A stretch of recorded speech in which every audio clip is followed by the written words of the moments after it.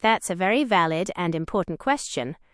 You've highlighted one of the key challenges in relying on mobile phone data in police investigations, particularly in cases involving death. The phone may not have been in the possession of the owner. While phone data is a powerful and increasingly common tool in investigations, it is rarely considered sufficient proof of a person's demise or actions on its own. Role of phone data in investigations. Mobile phone data, which includes call/text records, location data, cell tower connections and GPS, and device content, messages, photos, app activity, provides a digital footprint of a person's life and movements.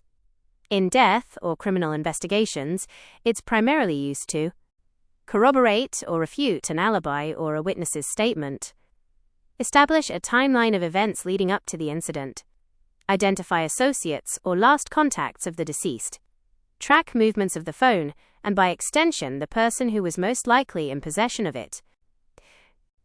Challenges to reliability. Your concern about someone else having the phone is a major point that investigators and courts must address. The reliability of phone data is challenged by several factors. 1. Possibility of the phone being elsewhere. Theft or loss. If the phone was stolen or lost before the event, the subsequent activity is not that of the owner. Shared use. In some cases, a phone is used by family members or friends. Planting evidence. In criminal cases, a perpetrator may intentionally use or move the victim's phone to create a misleading trail. 2. Technical limitations, especially location data. Cell site analysis. This data shows the phone connected to a specific cell tower, but the coverage area of a single tower can be several square kilometers in rural areas. It only places the phone in a general area, not the person in a precise location. GPS app data. While more precise, this is only available if the phone was on, the feature was enabled, and the data was recorded, e.g., by a specific app. Data errors. Technical issues in how data is collected, stored, or provided by the network provider can lead to inaccurate records of location or communication times. 3. Forensic challenges. Data interpretation. Extracting the data is only the first step. Digital forensic examiners must correctly analyze and interpret the vast amount of data, which is complicated by different devices, operating systems, and encryption. Incomplete data.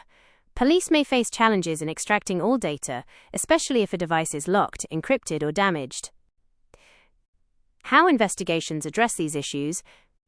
To be considered good and robust, a police investigation must treat phone data not as a final answer but as one piece of circumstantial evidence that needs to be supported by other, independent evidence. Corroboration. Investigators will use phone data to guide their search for physical evidence, like CCTV, witnesses, DNA, or fingerprints, that can definitively link the person to the phone's activity at that time and location. Proving possession. The investigation must attempt to establish who was in physical control of the device. This could involve looking at access methods, e.g., face unlock, fingerprint access, or finding other items belonging to the owner near the location of the phone's last activity. Chain of custody. The data must be collected and handled using forensically sound methods to ensure it hasn't been tampered with and is admissible in court. In summary, phone data is an exceptionally powerful investigative lead and piece of evidence, but its use alone to prove a person's demise or culpability is highly scrutinized and generally insufficient without strong corroborating evidence.